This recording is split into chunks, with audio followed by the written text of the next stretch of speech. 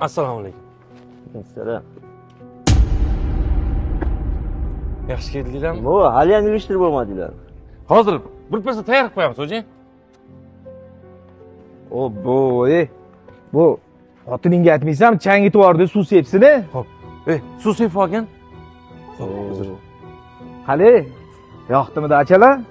Voy, menga umuman yoqmadi, juda ham oddiy ekan.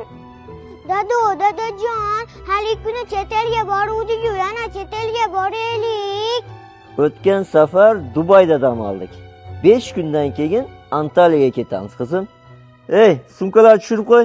Mana uni yopib qo'y, mana uni ham.